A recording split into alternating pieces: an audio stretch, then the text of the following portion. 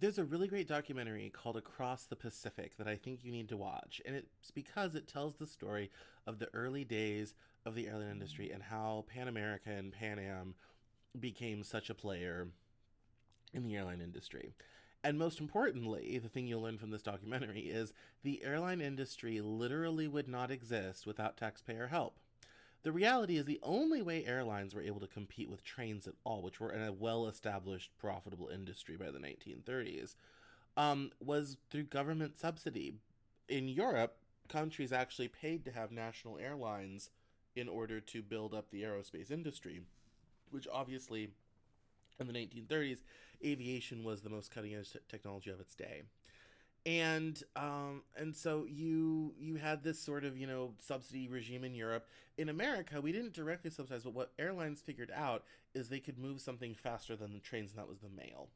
And so what they started doing is they started getting airmail contracts from the postal service to move mail. In fact, United Airlines, its first route was to carry mail over the Rocky Mountains from Denver to Grand Junction, so it could then continue by train to the West Coast. Um, and Pan Am, in a very similar way, started carrying mail from the United States throughout the Caribbean. And that also led to them getting into the South American markets, starting in the north in what's now Colombia, Venezuela, and then getting down to Argentina, and then eventually, after that business was well established, started doing routes across the Pacific.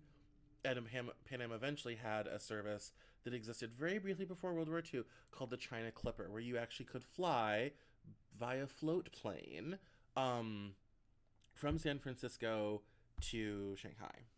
And the only reason that business was able to get off the ground is because the guy who was in charge of Pan Am, and this is all covered in the documentary, the guy who was in charge of Pan Am was able to basically lobby the government to get the right mail contracts to keep his business afloat. He spent more time in Washington lobbying than he did running an airline. He bought up a lot of competition because he had connections in Washington with the Postal Service in order to get these contracts in order to keep Pan Am alive. And so, yeah, there was not this sort of groundswell of, oh, yes, flying is better and that's what we should do. It really was a structural thing around the government mail, the promises of aerospace, and the promises of being able to move more quickly. But very truly, the airline industry would not exist without the taxpayer. And I dare say that's even true today. In the last 20 years, we built out the airlines twice. Um, Once after 9/11, once after 2008. And the reality is, flying is a difficult thing to make money at. There's a lot of expenses, there's a lot of regulation. The planes are expensive, the crew and staffing are expensive, the maintenance is expensive. I mean, there's all these expenses involved in allowing you to go from New York to LA in 5.5 hours. And there's a lot of expenses that go into being a commercial airliner and a commercial airline rather, and dealing with all of that. And obviously, passengers are only one part of it. Freight is another part of it. And there's a lot of that, but the reality is it probably just really wouldn't exist without the taxpayer. So what does this mean for us? One, you should go watch the documentary Across the Pacific. It is fascinating about the early days of the aerospace industry. But most importantly, I think it gives us an insight into the types of things we can create when we as a society decide we want something to exist. In the same way that Congress gave the railroads vast tracts of land to build the first transcontinental railroad, in order to get from coast to coast. You also have this idea of, yes, we should enable this airline to at least carry the mail and extend passenger service and be able to create, something really great. We could do that with high speed rail.